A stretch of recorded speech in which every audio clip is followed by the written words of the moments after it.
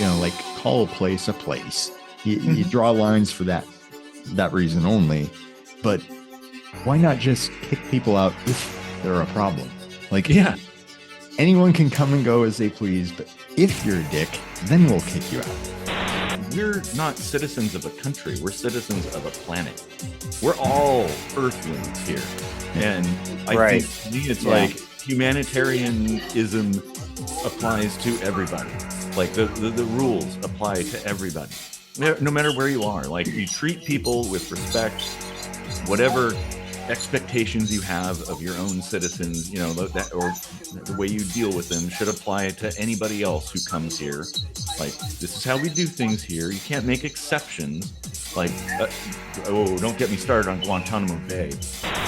They marked her as an overstay. Because of that, they detained her, sent her down to the ICE center. On the surface, it's harmless to classify people or categorize people, right? Like, we do that all the time. It's internally wired into our brain to kind of do that. But the harm comes when, or I guess potential for harm comes when you take that surface level feature of a person or a group of people and assume they're all the same. Honestly, like, making all these new labels is like just spinning your wheels, because every time we do that, it inevitably gets used as a derogatory term anyway, and then we cancel that new term. Like special for disabled people used to be totally cool, and now it's totally an insult. We're all just people. Yeah. And that should be really what the we are. Of all this is. It's that simple.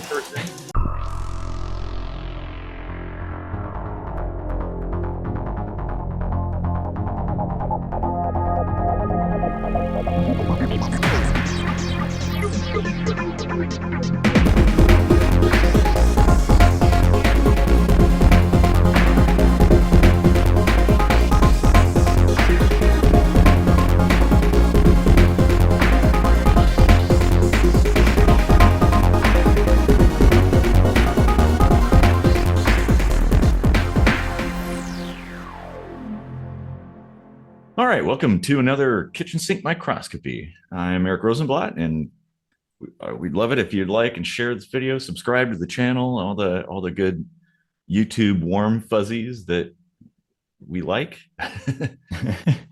Warm fuzzy YouTubes. Is this a furries thing or?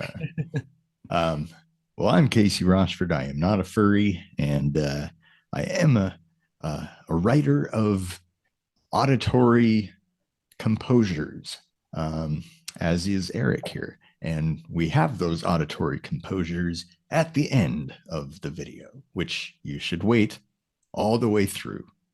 Even though you could skip, you don't want to, because all the other stuff in the middle is super cool. So tonight we have a guest just by phone because of Zoom stupidity.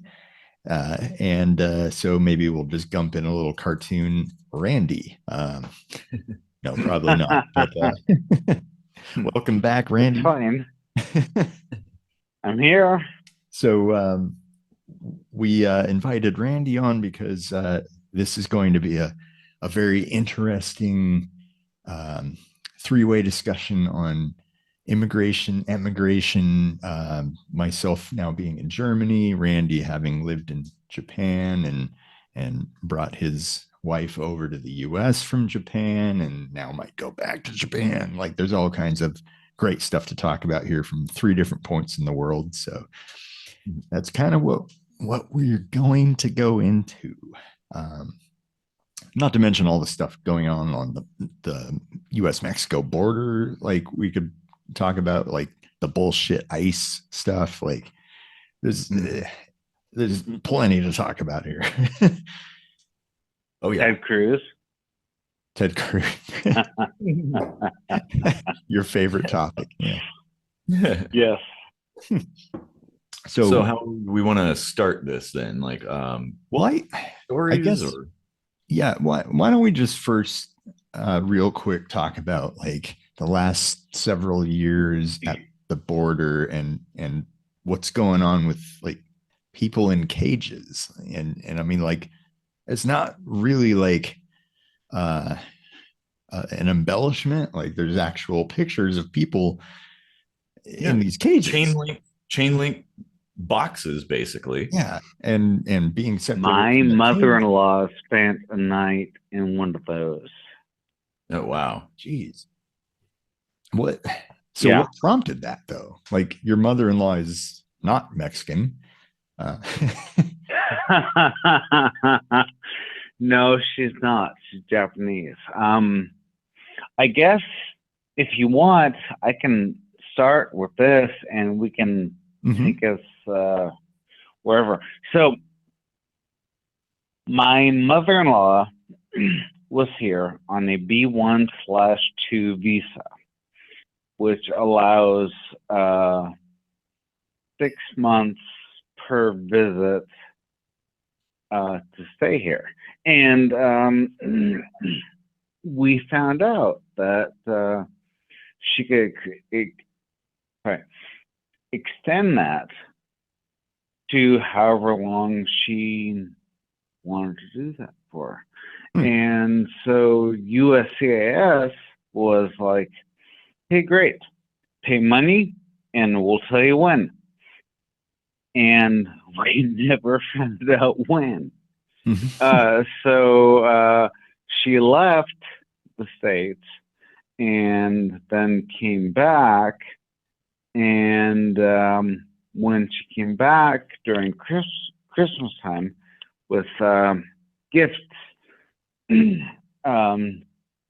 they marked her as an overstay. Oh boy. Yeah. So because of that, they detained her and then basically sent her down to the ICE center in Fairway.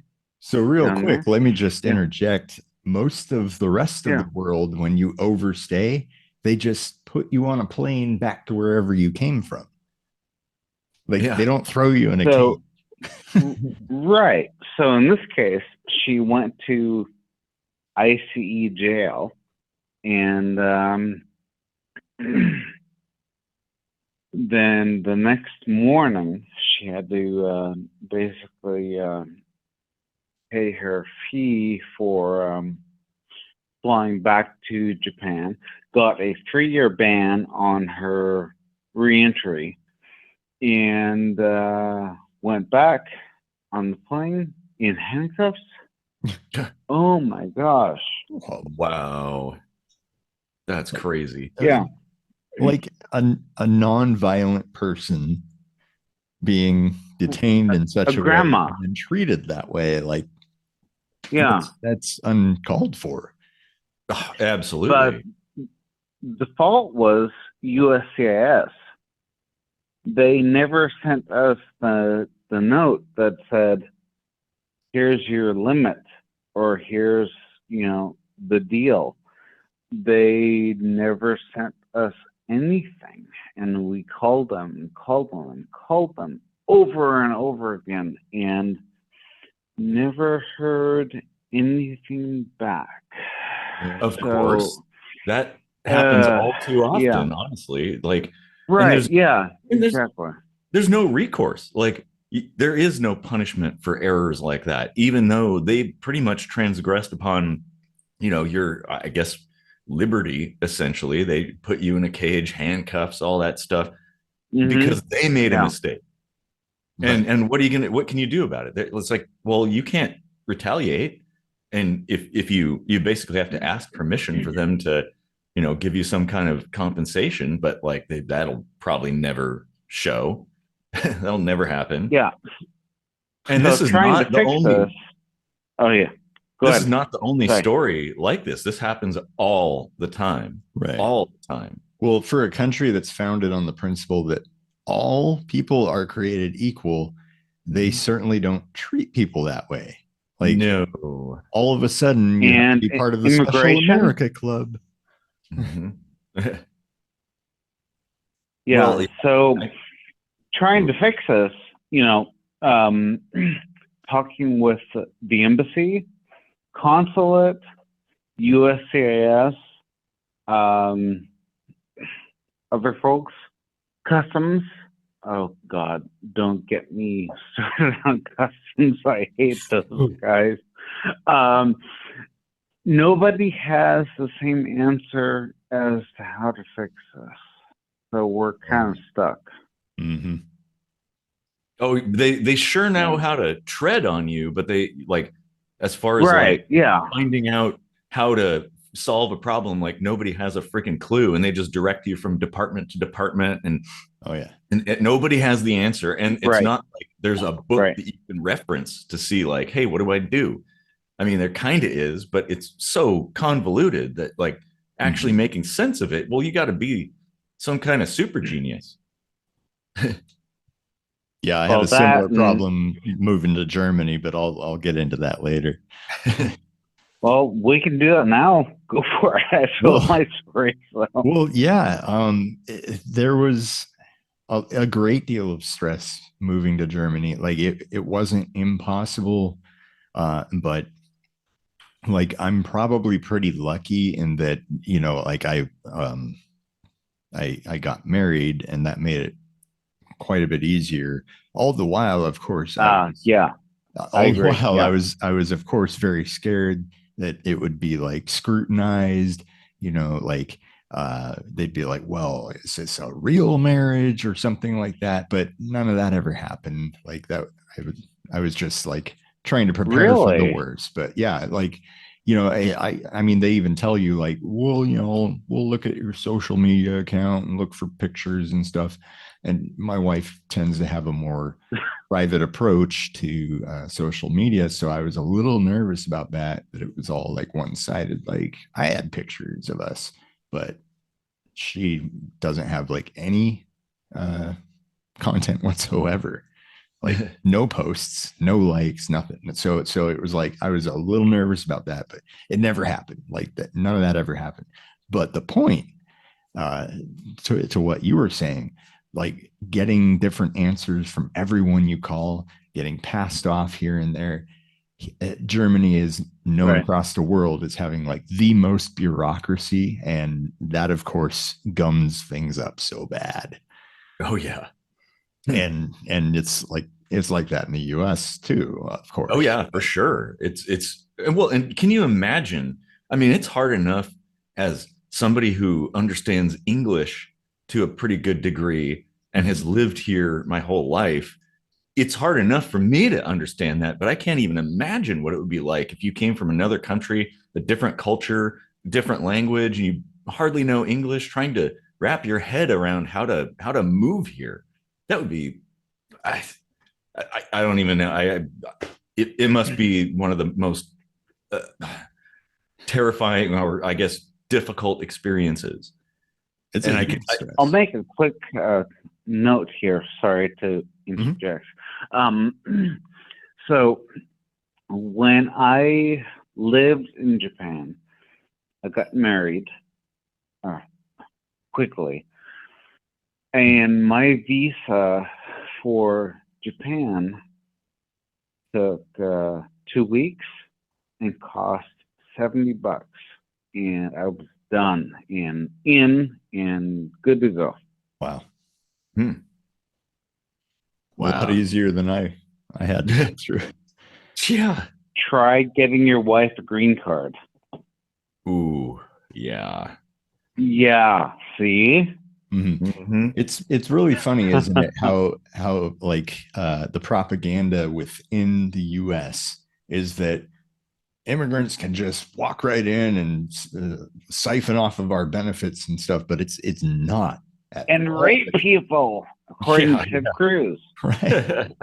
Well, yeah, I mean, everybody always says like, oh well, just why don't they just go through the legal route? Well, the legal route is crazy. It's too damn expensive and confusing.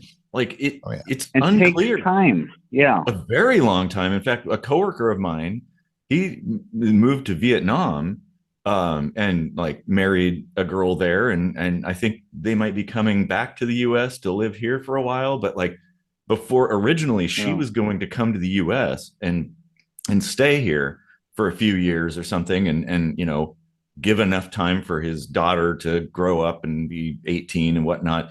Well, he was going through all this paperwork and Almost all this stuff, and it was, oh yeah, he was months and months of doing things and paying fees and calling people and emails, and like I think in the end he's just like, yeah, fuck it, I'll go there instead.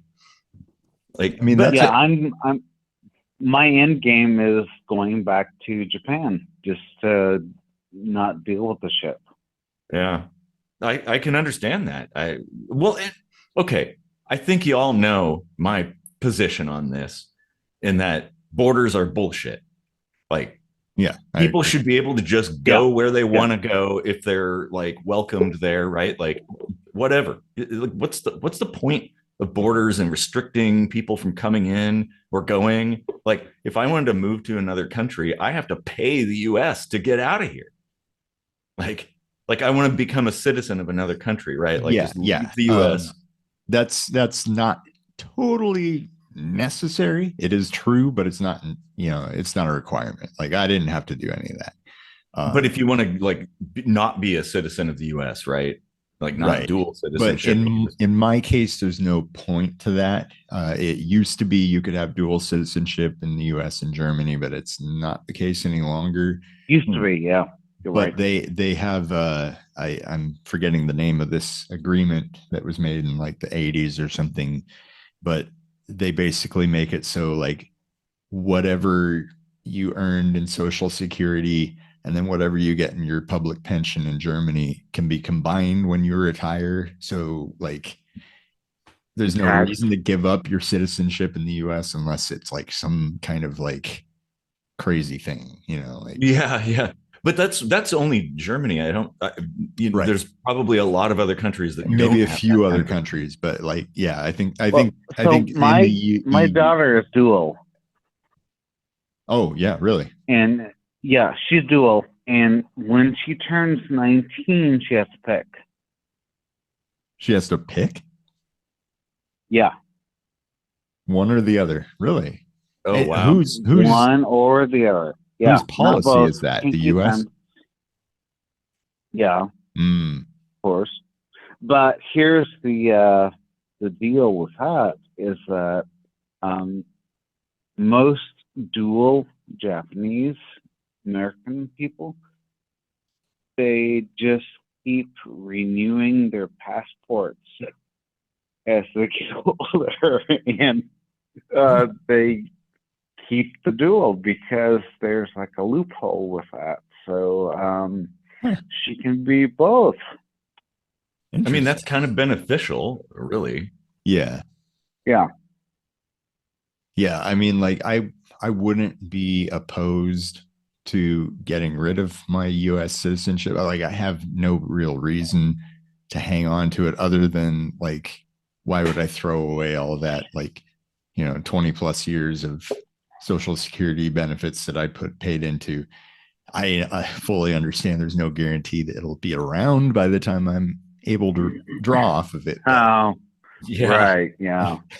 But in the case that it is, like, I'd like to get it, Yeah. I mean, no matter, well, honestly, you may not be able to get all of those, every dollar that you're expecting to get, but you'll probably end up getting something. So even if it's like a fraction of what you would have gotten, it's better than nothing, right? It's something. You think so? Wow. Well, I mean, ideally, it would not be the case that this system would be so like corrupted and inept that no people aren't going to be getting benefits. But like, hey, I mean, it's something. Yeah. I guess like if you pay it into it, you might as well get the payout. I would, yeah, even if they took a whole bunch of it and wasted it and whatever. I mean, what can you do about that, really? Yeah. But at least it's a little bit of money. I'm Yeah. sure that the younger generations are probably going to end up seeing absolutely nothing. But I will probably see some of it. Casey, I don't know if it's hard to say because I mean, yeah, I don't. My whole situation is going to unfold over time. We'll see how things go because I have to pay tax twice now. Even when I just work in Germany, I have to pay income tax in the US, albeit it is reduced. So any tax that is collected by your local jurisdiction that mirrors the tax that is being would have been collected in the US is not collected twice, at least. So it's at least it's not double dipping, but it is a little more than I would have to pay if I were just one or the other. And that's I had that in Japan, and so when I worked there, if I made less than 75K, and that was back in like 2004, then I wouldn't have to pay. And made more, then obviously I got taxed, but I made less and taught English and just scraped by, but didn't have to pay rent, so it wasn't a big deal. That's good. You know, that is a very strange thing if you think about it, right? Because like you pay sales tax, like here in the US, we go to a different state or even different cities and you pay sales tax. And Japan. Yeah. You pay sales tax based on where you bought the item, right? Unless you buy it online now, they've found some kind of way to fiddle with that. So you pay your own local sales tax, even though it came from another state. That's a whole different thing. But here's the thing. Like if I go to say, I don't know, New York. Worldwide, by the way. Yeah. But I pay sales tax. I pay New York's sales tax. I don't pay Washington State sales tax when I buy something in New York. Well, unless it's like a car, then when you register it. But anyway, but now, right? It is weird that if you live in another country and work in that country, that the U.S. expects income tax from you, even though you weren't even in that country when you earned it. Yeah. Oh, it's total bullshit. It's like they own you, right?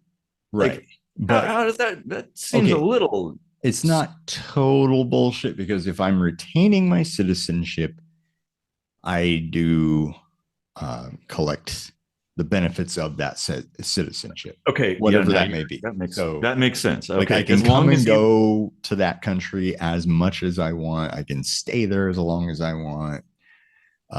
So that is kind of like, I mean, like the way the world should operate. It should just be come and go as you please wherever you want.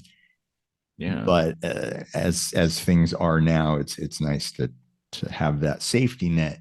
But it's like, why couldn't it just be like, yeah, have geographical borders, like call a place a place. You draw lines for that reason only.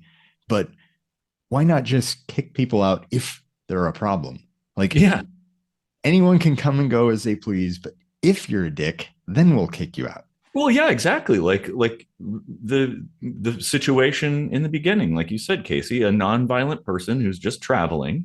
That was the only crime, is that they were traveling, right. Which to me doesn't sound like a crime. She wasn't doing anything nefarious or causing a ruckus or whatever. Like, why? Why treat them like a criminal? Like, that seems so wrong to me. Yeah, because here's the thing. Because when it comes Ted to Cruz social, calls them a rapist. You're all about that, dude, huh? Poor Ted Cruz. He's just watching this show and he's like, they're just picking on me. I hope so. But when it comes to social programs, like you can't draw off of it unless you've paid into it. And so if a person wants to move to a place and contribute to the economy by providing labor for their service, and tax whatever they do, revenue, right? Like whatever. money in, money out, they're buying things, blah, blah, blah. Mm-hmm. Why not let them have the social benefits that we have to offer? I mean, as long as they're like contributing, paying into it, then sure. It's just like, how is it any different than somebody who was a natural born US citizen or a citizen of another country for that matter? Yeah. Their own country. I mean, honestly, there are far more natural born American slobs siphoning off the system, just total leeches. And nobody seems to bat an eye at that. But if somebody gets on a tiny raft that they'd probably die on and somehow make it to shore and work their asses off for like slave wages under the table, they're the asshole? What? Yeah, that's a good point. Yeah. Well, and I mean, so like, we've got to, the whole thing is like, we're not citizens of a country. We're citizens of a planet. We're all earthlings here. And I think to me, it's like humanitarianism applies to everybody. Like the rules apply to everybody, no matter where you are. Like you treat people with respect, whatever expectations you have of your own citizens, that or the way you deal with them should apply to anybody else who comes here. Like, this is how we do things here. You can't make exceptions. Like, don't get me started on Guantanamo Bay.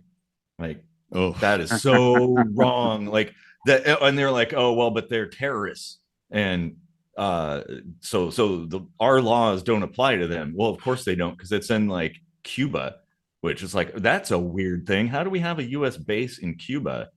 We have U.S. bases everywhere. Oh, this is true, and I believe that's a little problematic too. Yeah, but like, I do want to make a correction to some previous things that we've said on the show.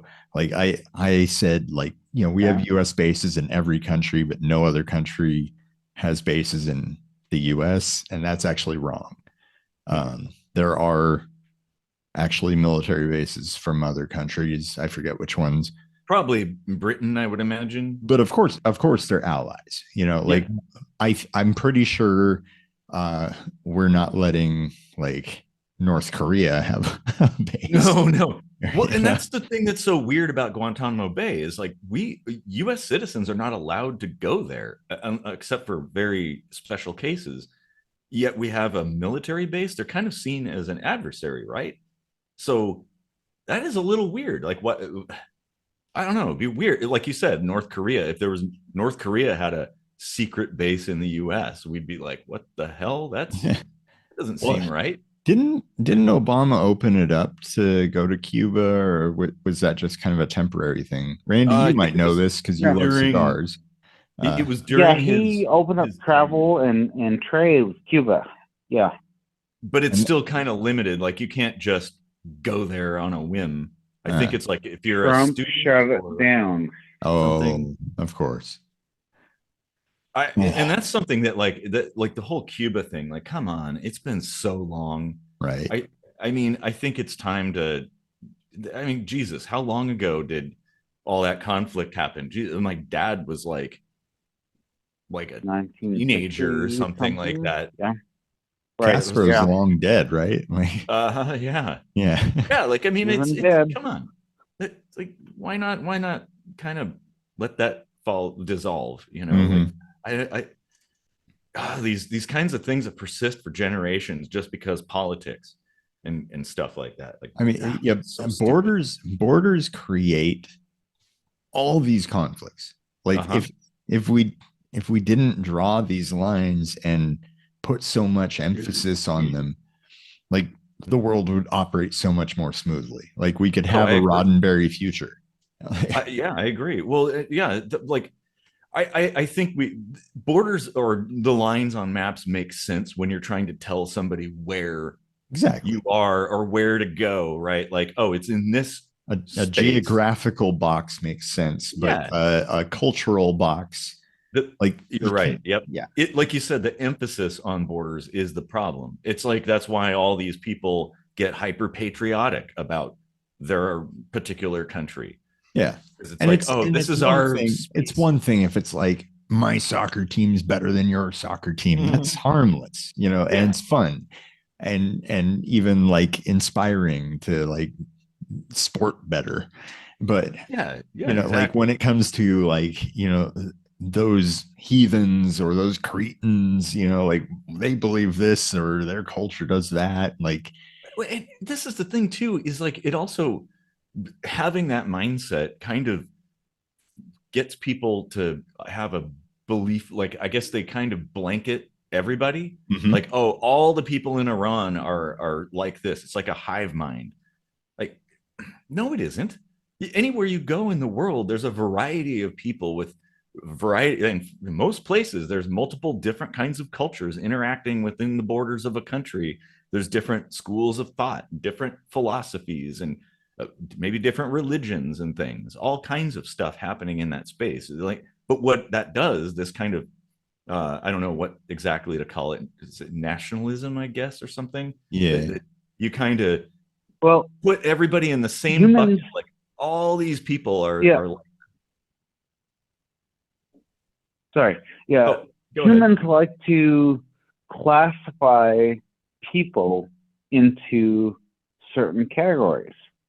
This person is a certain color, or from a certain place, or smells funny, or they're an immigrant and a rapist, according to Ted Cruz. Sorry, but I can't say.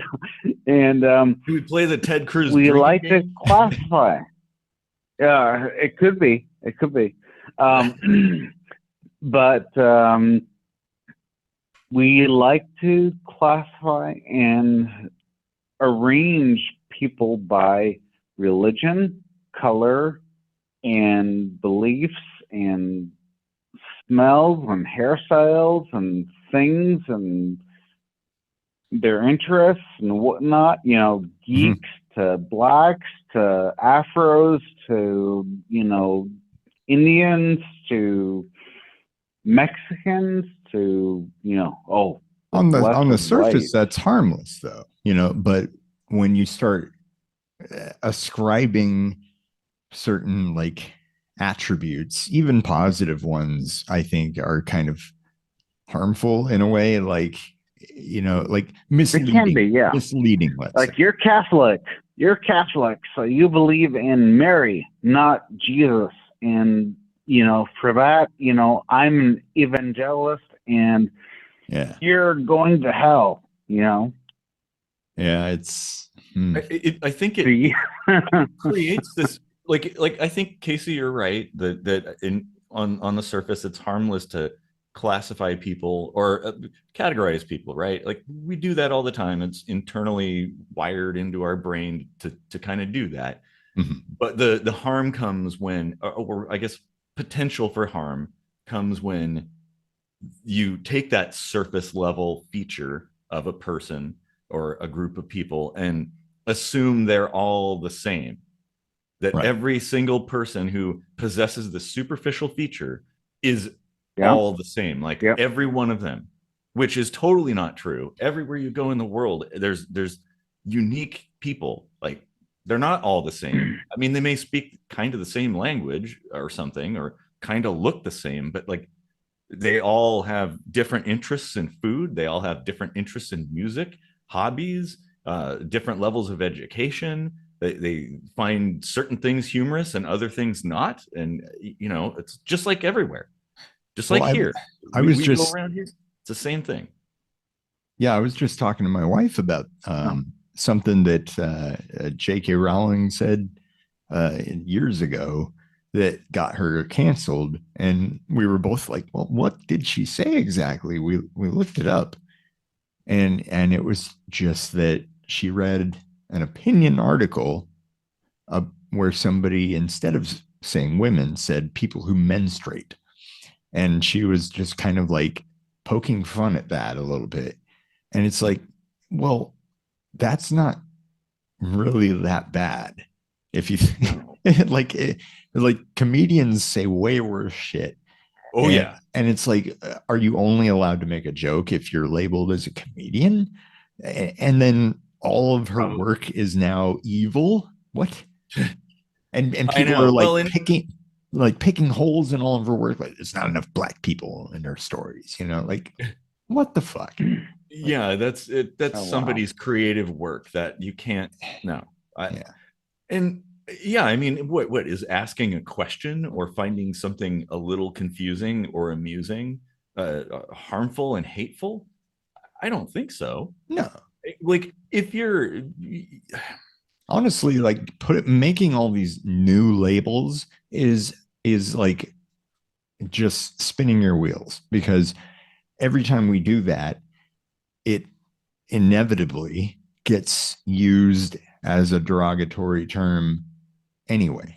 And then we cancel that new term. Like special for disabled people used to be totally cool, and now it's totally an insult, right? yeah. Like it's hard to keep up with like all this stuff, and it's pointless to keep changing what you're calling things and saying this is okay but that's not okay. Black used to be, do you remember this, Eric? Black used to be offensive, and now it's like culturally praised. Like they're like, please call me black with a capital B, even. Like they capitalize it now. Like so it ebbs and flows like the tide. You know, like you really can't keep up with it. No, you can't, especially when things change in a condensed fashion, like over the course of only a year or something. A term changes and new ones pop up, and there's splits and forks and terminology and stuff. How can anybody be expected to keep up with that? I think really it comes down to we're all just people, really, and that should be really what the we are of all this is. It's that simple. And they have their own unique traits and things that make them different. Maybe they're similarities to other people, but at the end of the day, they're just people. Like I honestly, that's kind of how I see the world. It's like it's a big rainbow, basically. Like, and there's no one color of the rainbow that's cooler than another color. Well, I mean, unless you're talking color temperature, and then it's different. But yeah. You know, but going off of like you know, ethnicity, this could be a new episode idea. Yeah. Nobody hates anybody more than other Asian countries. So like Japanese hate Chinese and Korean and Filipinos and Indonesians. Some of the most of the racism in the world is from Asian countries, isn't it? Like, aren't they kind of like the most xenophobic in general? They are. So a friend of mine, he was all into like he talked to a lot of people in China, and I think he visited there or something. But he's like, yeah, they're like super duper racist there. Yeah. People think like, oh, the U.S. It's all hyper racist. Oh my God, go to China as a black person, and see how well received you are. You know? I mean, they actually have signs on shops that say "No blacks allowed." Oh yeah, today. but never mind that. When COVID broke out and there was all that Asian hate, right? If you ask still today, but if you asked a lot of people in the U.S., is it possible for Asians to be racist? They would say no. Like racism is all like a white person thing. And it's like, what? That's racist. Bigotry exists in all people. Like bigotry exists in all peoples throughout the world. It's not exclusive to the U.S. I mean, we fought a war to end a product of racist thinking, like with ourselves. Right. Like, I mean, come on. Like all for nothing, apparently. Like, well, yeah. I mean, like the lesson really wasn't. Hey, I mean, that's time and time again with the U.S. We don't learn our lesson. We keep shifting the way the history is told to make us look like we're number one, Vietnam, I mean, Oh yeah, where yeah. we It's the lost and we're like, American. well, I mean, it was a police action, not a war. Yeah, yeah, right. All right. Just like the Russo-Ukraine war is just a special military operation, right? It's not actually a war. Right. I mean, there's the casualties on the Russian side right now are stacked up over 260,000, I think, right now. That's not, no way is that a war. All of this for borders is so stupid. It's borders, so yeah. stupid. Mm-hmm. Just for that damn channel of water, right? Yeah. It's a police action. Uh-huh.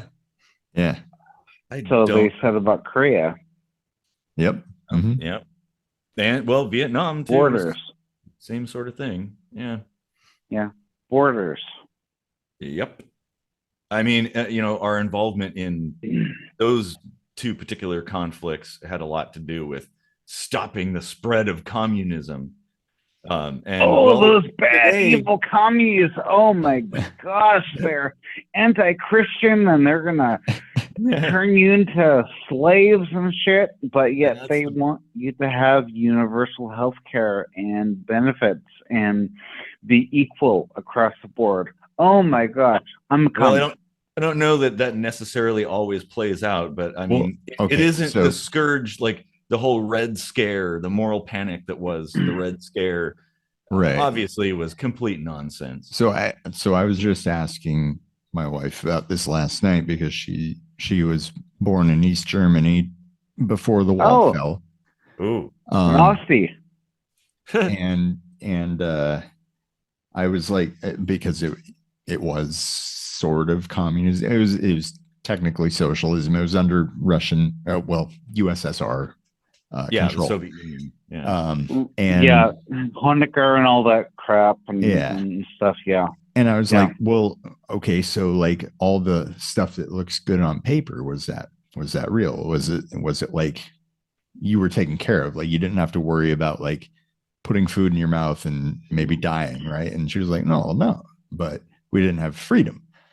And I was like, like that is like the key, right? Like having freedom, but the idea of socialism or communism doesn't necessarily mean you have to take away freedom. Like, I get that in prior times it was difficult to get everyone to think the same way and make a system like that work. But now, with the technology we have, I feel that we could have a-la-carte governments across the world where, like, you want to subscribe to a certain type of government, reap their benefits. You have a little card with a QR code or whatever the fuck, and that says, okay, I can take these benefits because I pay into these benefits, or I don't get any benefits because I'm an anarchist. It could be like a club membership, right? Like, that's totally possible. Why can't we just do that? I don't. Well, because there's Republicans who go around, like my friend, who I'm all over the world, who say, I don't want my tax money to pay for your health care or whatever, or benefits and crap. And dude, your tax money goes into a coffer that gets paid out not based on your will, but the laws and crap. And so they go around and they say, I don't like this, I don't like that, and my tax money, oh my gosh, I've gone so many rounds with this one guy, I'm not going to say a name, where he is just totally freaking, retarded. Mm-hmm. Well, see, Casey, the thing is, yeah, that's basically like, I think what Casey was getting at is it's not a binary choice. Like, it's not an either or. Oh, you're like, what if things operated more like a membership in a club? Yeah. You want and this is the point, is it doesn't have to be limited to one spatial region. It could be across the globe. Right. Yeah. Right. Yeah. Like you want to have your We're all socialist in club, you could live anywhere in the world and be able to, like, technology allows that to. It already works that way, though. Like if you, because, okay, so the US only has private insurance options for health, basically. Which like there's some public, but it's like kind of a gray area there. But when you opt in to pay for health insurance for yourself, you're actually paying for other people. If you think it's about like, it's especially if you never use it, you're paying for other people. It's no different than car insurance, right? Like it's not like there's an account that you put money into and then that's what's paid out. They only use your money to pay you back. No, it doesn't work that way. No, it's basically work that way. It's insurance in the event that something unfortunate happens. Right. You can utilize that to cover the expenses. It's the whole is greater than the sum of its parts kind of functionality. Like that's just how things required. work. They tell you must have insurance, and if you never ever have a crash, what the hell are you paying for? Well, you're paying. It's no different than having like a gas can or a spare tire in your car. Like, yeah, it should be nice to have that extra space, but if you pop a tire in the middle of nowhere, it sure is nice to have that tire to put back in there. I've been wanting to do a minute microscopy on how insurance is a scam, though, because when you need it, it's not so easy. Like they really fight you. They really fight you. Well, we're not going to pay that. Well, one of the things, it comes back to basically a lot of the issues with various insurances are marred by government and all these rules and regulations. Like, for instance, you can't. That's not the reason they do that, though. Well, but the cross-state insurance thing, like that's a big problem. Why can I not get insurance from over there? Like that kind of thing, or from another country, for instance, an organization in another country. There should be wide competition, and that would make things work a lot better. What if I could get medical insurance from some company in Guam? Well, I guess I could, because that's part of the US, sort of. But Canada or something. You know what I mean? Like, why am I restricted just to things in the US and oftentimes just to things in my state that I live in? What's the point? Why? So in Japan, they have national health care. You pay into it about, I don't know, $30 a month or so, and that's it. And so my mother-in-law, when she was here, had a bunch of dental work done. And she took the receipts, translated those, sent those back to Japan, and she got her money back. All of it. Yeah, here in Germany, it's... Well, the first thing I need to say is it's never free, ever. No, you always pay into a system for something, and they have public options here, and they have private options here. And the public options, they do, huh? Yeah, yeah, and you don't pay that much for the public option, and you might have to wait a while, but I can tell you it's not even as long as the wait for private insurance in the US. And yeah, the private insurance here in Germany, they give you priority. They speed it up. But you also pay out of pocket and then have to do the legwork to contact your private insurance and get reimbursed for that. So like you pay for all this stuff, like, and in this system, it's actually a little bit more like dollar for dollar attached to what you actually need, if you think about it, So, and that's where, I don't think anybody really knows the right way to do things, and also it's kind of personal. It's like, well, what do you really want? So. And how much do you need or something? And this is where it's like, well, we should have more experiments to gain more data, like what actually is effective, and maybe not land on only one solution to rule them all, but have a variety of options for people. Yeah. And well, I mean, borders like, come into that, and again, if you don't want to carry insurance, I don't think there should be a penalty for that. There should just be like a waiver that you sign that says, I am fully understanding the fact that if I get cancer, I'm just gonna die, because there's no way I can personally pay for that unless I hit the lottery, you know. Or if you did happen to have the resources or enough people in your community, Right, or maybe you want to do you what we used understand to the do risk. You understand the risk. Sure. And but we could go back to potentially, for some people who want to, we could have the mutual aid society kind of thing, where just a few people decide to create an organization and put into their create their own insurance, essentially, that's independent of an insurance company. It's more like a community thing.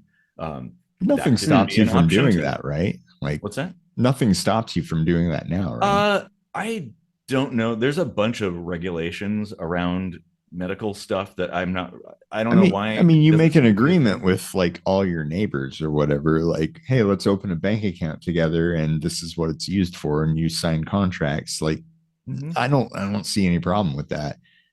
Yeah, like it's not like hospitals ask where you got your money from. They just like that you give them money. Oh yeah. Well, and by the way, if you pay with cash, things happen a lot faster, and it's also a lot cheaper. Yep. Mm-hmm. So that would be a huge advantage. There's something that kind of does operate in insurance the US. Does kind of bloat prices. Oh yeah. Well, for sure. Not kind of. I mean, it's just the paperwork that involved and everything. Yeah. And well, there's similar things. I can't remember the name of it right now off the top of my head, but where essentially you join an organization and pay a monthly fee, and you can utilize all the resources as much as you want. I mean, they don't go quite as deep currently, as far as I could tell. It's more like day-to-day stuff. She said. More like just kind of day-to-day things, like having doctor's appointments and checkups and minor surgeries and small stuff. But it's like, yeah, you're a member, that you're a paying member, and you can just use it when you need it. There's no extra stuff. You just hand them your card and like, oh, yep, here you go. And that's kind of cool. You're talking about like an HMO? I don't think so. I don't know. I'd have to look it up. It's been a little while since I looked into it. But there's like a network of several locations, clinics, and stuff like that. And it sounds pretty similar to an HMO. Which, I mean, that could be an option too. Well, the thing is, I think we need options, and we need to gather more data on what works, and it may not work. This is the thing; it may not work everywhere. Like, that's another problem. And then greed is always like a factor. That really affects the quality of what you get for how much money, right? Well, and that's where deductibles, more competition can minimize that. That's the thing. Can it though? Of course. Well, why does McDonald's not charge like $50 for a cheeseburger? Well, they are charging like $7 or $8 for a burger now, whereas it used to be 33 cents for a burger and 49 cents for a cheeseburger. That's inflation. That's inflation, and that's caused by now we're getting to inflation. Borders to inflation. I mean, that is a thing. Like, if you look at things through an inflation calculator, you can see the differences. And I mean, costs have gone up for everybody too. So if you go to like, say, Taco Bell, those are more expensive than they used to be. Yeah. In fact, everything. How much do you spend on groceries? Do I spend? Or per visit? Yeah, a lot more than I'd like to. I can say that. I can agree. Well, okay. Borders to inflation. When I was still in the U.S., living alone, I could go shopping once a week for 25 to 50 bucks a week. Um, right before Wait, COVID, okay. right before COVID. After COVID, Yeah. it was at least 100 a week. Yep. Some of that had to do, the thing is there's multiple factors involved, like the supply chain issues were certainly a factor. Mm-hmm. But then also you stack Fuel that and with inflation and stuff. And I mean, borders being closed, of course, so people Yeah, can't get but goods from one place to another but very easily. but the problem is you remove the pressure that caused the inflation, and the inflation does not secede.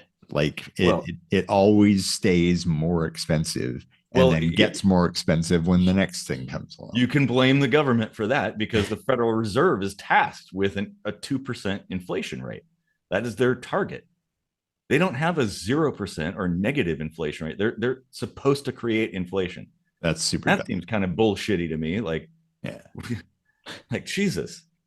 I wonder if And the of course, euro is the same. Well, sometimes things tie to the U.S. dollar too. It seems Yeah. to it's like a big currency throughout the world, so everybody looks It's to the the world currency. Yeah. Like yeah, and that again, that's a big problem. big problem. Yeah. It And the spreads. runner up, the yen, right? Like Mhm. another fiat currency. Like the yen's way down. Going to Japan right now is super cheap. Mm-hmm. do they operate on the yen? That's the yen. You might be thinking yuan, right? China. Oh. Yeah. Yeah. There you go. That's Yeah. the fiat one. And the US Wrong is All lower. fiat. currencies are It's something fiat now. else. I forget the name of it. It's All similar to fiat. everything's fiat now. Honestly, there's very few countries that operate without. It's something shittier than fiat. The US dollar's like like another class that's even shittier than fiat. I forget the name of it though. Well, I'm not really sure, but I mean, it is like it is a fiat currency for sure. But I mean that, yeah, that's a huge issue, and I don't know. That's Wow. we've gone in an interesting direction here, Right? but I think there's connections, different countries and things doing things and borders and stuff, and then of course everything tying to the US's currency. Yeah. You Well, kind of can't get away from it. I guess it would be good if I talked a little bit more about like my journey to become a German, and how, so like I'm kind of Do it. lucky. Yeah. I'm kind of lucky in that like I had a legitimate relationship and got married and such. That does make it a little bit easier to get into the EU. Well, I can only speak for Germany, but like the EU generally has the same kind of rules, with a little bit of flexibility. But I'm just I'm already accepted for, but I'm still waiting on the physical card for my actual residency. Like not even a visa. Like I just jumped right to residency. And I wasn't even expecting that. I thought it would just be like, here's your family reunion visa or whatever, and you re-up it every couple of years. But the incredible amount of homework you have to do, like, and the sheer amount of conflicting data that you get, not just on the internet, but from government agencies. Like, oh, you have to contact the alien office, Ausländerbehörde. You have to and they're like, no, you don't want to talk to us. You need to talk to that person over there, and of course, like you can't get a hold of them. And it's really like total bureaucracy, muddy, just total bullshit. Well, and really you're your experience was a little more pleasant because of the whole like marriage thing and relationship Yeah. thing. But imagine if you're just solo Still and you want to so go, stressful. Yeah.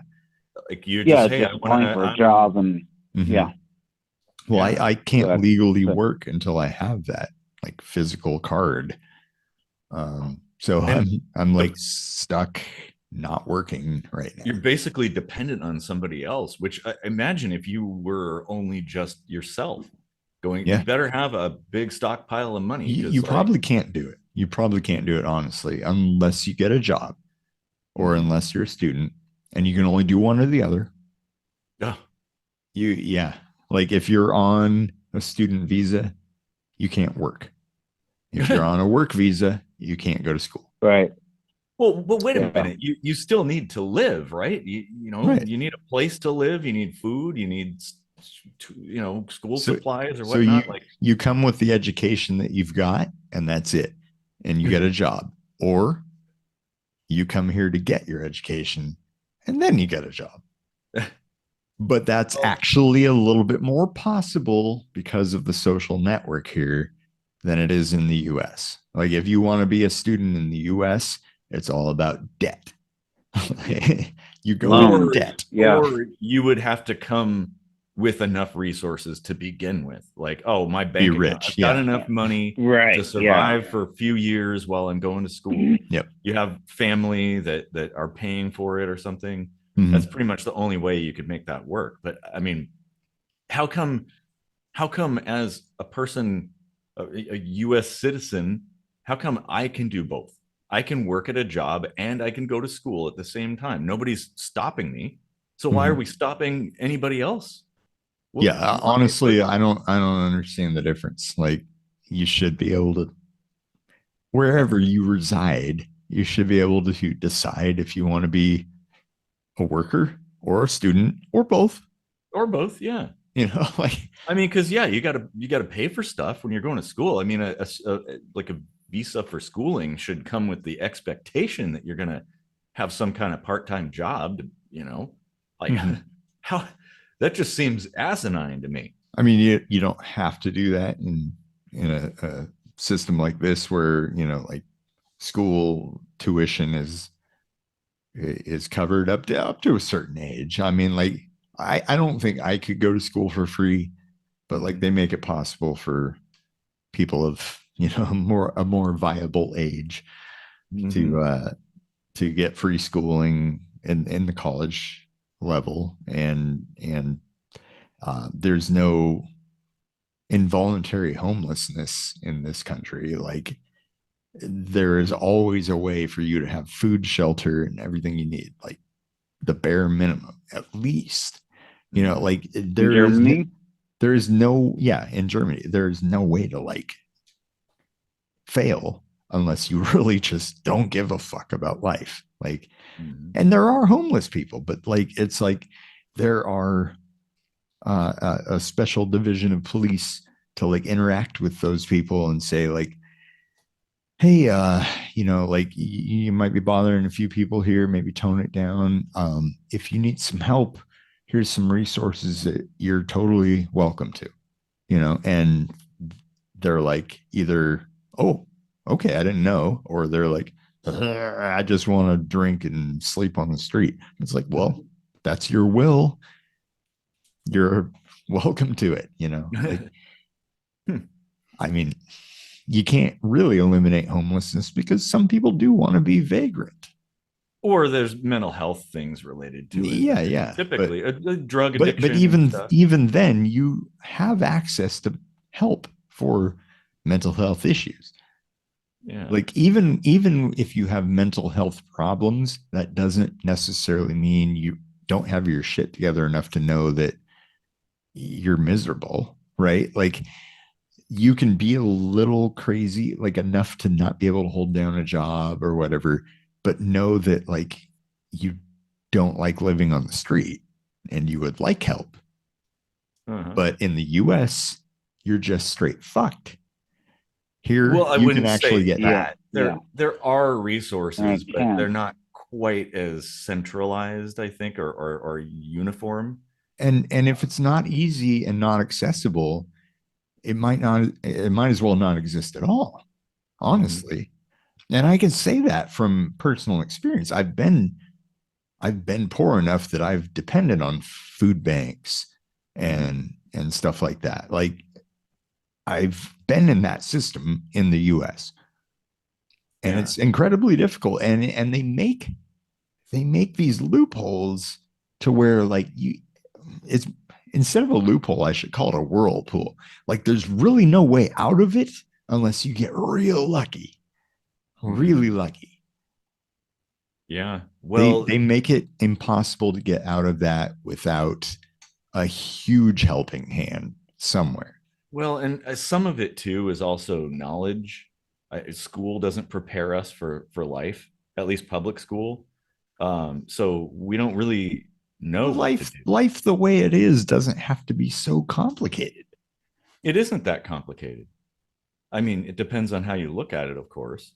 But knowledge is the way, really, to solve all problems. This is the way. Yeah. Well, I I, mean, yeah, it really is. It's like if you don't know what to do, where to go, like what steps to take, you don't know how to manage things, then, well, yeah, you're going to flounder. Um, but if Right. you like, and I kind of blame the education system for that, at least in the US. I think it Mhm. sucks. Like I came out not knowing anything that I needed to know. I had to learn that myself, You know what's typically through awesome? making a lot of mistakes. You know what's awesome here in Germany? In the regular school grade levels, there's philosophy classes. There's classes that make you think about thinking. Yeah. And that is so important. Oh, Like very. Yeah. like that is crucial, really, to That's probably should, yeah, that should be the very yeah, first stages of education are building that foundation. yeah. And then you layer on knowledge, specific knowledge about specific things. And it And should be related. I mean, sure, history, good to know. Um, Advanced mathematics, yeah, good to know. That kind of thing. Geography and stuff and earth mhm, science and whatnot, yeah, like all that stuff, good stuff to know. But those things are not things you need to know if you just step out of school into life. right, They right. should be giving you like the tools to be able to manage a life, regardless of whether you're going to a university or a trade school or you're just going to go straight into working or start a business or whatever. Okay, so But there's a system for that here. There's three different like tiers of the middle school, high school Of the era. schools, yeah, yeah, Like yeah. you can go up to like the 10th grade and then just get a job, or you Mhm. can have slightly harder classes and go a little further and then go into like a, a 4-year school for whatever particular like skilled labor you want to go into. Mhm. It's not just like a weekend course and then you're a chef or something. You know, Yeah. like even the police go 4 years and learn everything they need to know about their particular line of work that they want to go into. And then, of course, there's like the top tier they call gymnasium, where you go up to 13th grade and then you go to university and pretty much everybody gets a master's degree. Like bachelor's is kind of like a high school diploma here. Mhm. And That that could explain the higher standard of living yeah, partially. yeah. Uh, I mean, knowledge and education plays a huge part in that. Mm-hmm. I mean, it makes things a little difficult on me finding a job with just a bachelor's degree, right? Um, so like that's Oh, Starbucks, yeah, right. But I mean, like no right? matter what, Yeah. like I don't have to worry about being on the street or Yeah. starving, and that is a huge, huge relief. Like, Oh yeah.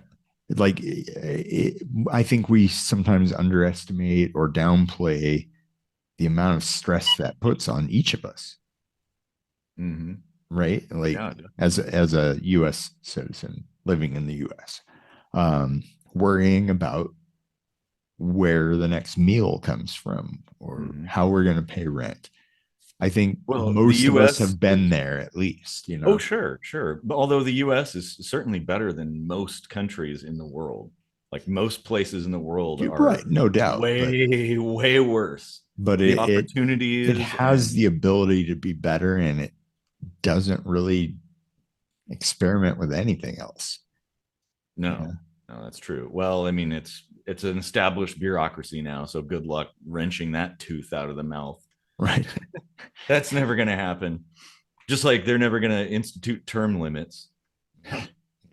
For Congress and stuff, you know, that'll never happen. And just have a whole bunch of old fogies that have been there for their entire working life, if you can call being a member of Congress work. That was probably the biggest oversight or undersight, I don't know how you say it, of founding this country, was allowing that loophole. Like, it really should have been written into the founding documents of the country that every political position is limited. Yeah. Well, they did at least think about it, because that was put in for the presidential position. Yeah, but not for every position, you know, like, yeah. And they gave all this power, you know, like the checks and balances system. They thought, oh, it's a good idea to have a checks and balances system, but then they only applied term limits to certain positions. Well, there's an inherent problem there. Yes, right? There is. The checks and balances really won't work if you've got people perched on the wire for the remainder of their life, like working until they die. Well, and they end up, if you can call it working. That means that corrupt individuals can remain indefinitely and increase their corruption and increase their influence over time until they're like super influential. Yeah. The only people that can undo the corruption are the corrupt people. Yeah. So there's no hope. I don't know, because without violent revolution, there is no hope. There are 4 terms. Yeah. 4 terms of Trump. Yeah. Well, I think I need to kind of peace out now. It's been about an hour, so I should probably do that. I don't know if you guys want to. Yeah, I should go soon. Yeah, I've downed a couple beers and need to empty the container here. Got music? Sounds good.